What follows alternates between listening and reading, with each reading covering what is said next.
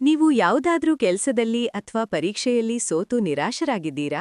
ಹಾಗಾದ್ರೆ ನೆನಪಿಡಿ, ನಮ್ಮ ಹಿರಿಯರು ಸುಮ್ಮನೆ ಹೇಳಿಲ್ಲ, ಸೋಲೇ ಗೆಲುವಿನ ಸೋಪಾನ ಅಂತ.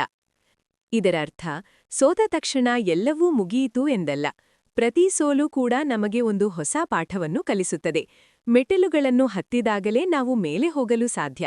ಹಾಗೆಯೇ ಸೋಲುಗಳನ್ನೇ ಮೆಟ್ಟಿಲು ಮಾಡಿಕೊಂಡರೆ ಮಾತ್ರ ನಾವು ಯಶಸ್ಸಿನ ಶಿಖರ ತಲುಪಲು ಸಾಧ್ಯ. ನೋಡಿ, ವಿಜ್ಞಾನಿ ಥಾಮಸ್ ಅಲ್ವಾ ಎಡಿಸನ್ ಬಲ್ಬ್ ಕಂಡುಹಿಡಿಯುವ ಮೊದಲು ಸಾವಿರಾರು ಬಾರಿ ಸೋತಿದ್ದರು. ಆದ್ರೆ ಅವರು ಅದನ್ನು ಸೋಲು ಎಂದು ಕರೆಯಲಿಲ್ಲ. ಬದಲಿಗೆ ಬಲ್ಬ್ ತಯಾರಿಸಲು ಸಾಧ್ಯವಿಲ್ಲದ 1000 ದಾರಿಗಳನ್ನು ನಾನು ಕಂಡುಕೊಂಡೆ ಎಂದರು. ಅಂಥ ಛಲ ನಿಮಗಿರಲಿ. ಸ್ಪರ್ಧಾತ್ಮಕ ಪರೀಕ್ಷೆಯಲ್ಲಿ ಗೆದ್ದವರೆಲ್ಲರೂ ಮೊದಲ ಪ್ರಯತ್ನದಲ್ಲೇ ಗೆದ್ದವರಲ್ಲ. ಅವರ ಯಶಸ್ಸಿನ ಹಿಂದೆ ಸಾಲು ಸಾಲು ಸೋಲುಗಳಿರುತ್ತವೆ. ಸೋಲಿಗೆ ಹೆದರಬೇಡಿ. ಆ ಸೋಲನ್ನೇ ನಿಮ್ಮ ಶಕ್ತಿಯನ್ನಾಗಿ ಮಾಡಿಕೊಳ್ಳಿ. ಈ ಮಾತು ನಿಮ್ಮಲ್ಲಿ ಹೊಸ ಭರವಸೆ ಮೂಡಿಸಿದ್ದರೆ ಈ ವಿಡಿಯೋವನ್ನು ನಿಮ್ಮ ಸ್ನೇಹಿತರಿಗೆ ಶೇರ್ ಮಾಡಿ. ಮುಂದಿನ ವಿಡಿಯೋಗಾಗಿ ನಮ್ಮ ಪೇಜ್ ಫಾಲೋ ಮಾಡಲು ಮರೆಯಬೇಡಿ. ಧನ್ಯವಾದಗಳು.